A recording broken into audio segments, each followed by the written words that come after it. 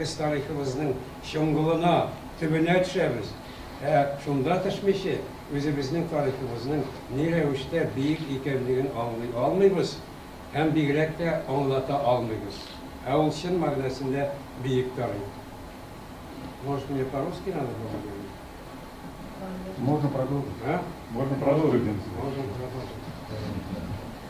У нас же два государственных языка, я всячески пытаюсь реализовать вот оба эти фактора с тем, чтобы языки стали действительно равноправными. Ведь в свое время, еще в 20-е годы, было принято решение о том, что должен быть составлен список работников, чиновников, бюрократов, которые должны и обязаны знать два государственных языка.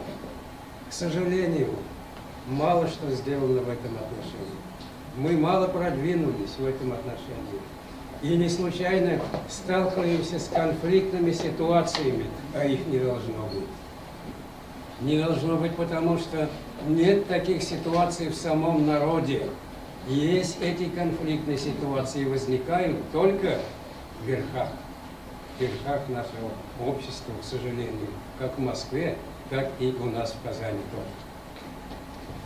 Поэтому изучение вот этой истории, нашей древней истории, должна восприниматься как наша общая история.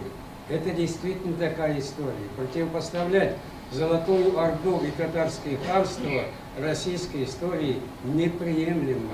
Это не соответствует истине, это наша общая история. Наши татары 100 лет назад делали очень много добра в Турции, и мы воспользовались этой добротой. Есть такой профессор, ученик Мустафа Кафала, Абдулла Кундауда. Вот у Тамиша Хаджи мы получили благодаря ему. Исамбике Туган, дочка Заки Вальди, очень осторожно, очень сильно оберегает вот эту коллекцию и никому не дает. Но копия была у Мустафа Кафала. Мустафа Кафала примерно такого же плана человек, никому не дает. А вот у Абдулла Кундауда сказал, но только не выдавайте меня. Но для татар я должен как-то это отблагодарить. Когда уже книга была готова, я говорю, Абдулла, так не бывает, мы же сейчас должны показать архивную историю, откуда вот это у нас. Он говорит, ну ладно, указывайте мое имя, там, да, с позволения Сямбике Туган и Мустафы Кафала. И как раз вот, последнюю встречу с Сямбике Туган я ей рассказал, и она как-то, к нашему удивлению, тоже нормально отреагировала, но сказала, что там обязательно про Заки Вальди. И Золотая Орда, и Казанское ханство, и Крым, и мои любимые Ногай, они наконец отделяются от истории Руси. Не России ни в коем случае, а именно Руси. И становится понятно, что не сводится эта история к русско-ордынским, русско-казанским и прочим отношениям. Это все были самостоятельные субъекты истории. У них была собственная ценность в историческом процессе. И вот этот процесс, вернее, эта констатация справедлива не только по отношению к этим государствам, но и к потомкам жителей этих государств, современным потомкам, но и по отношению к отечественной историографии. В общем-то, несмотря на новое веяние последнего времени, в целом нашей отечественной науке, хотя и принадлежит традиционный приоритет в изучении истории татарского мира, скажем так, но действует имперская парадигма по-прежнему, и в последние десятилетия она усиливается.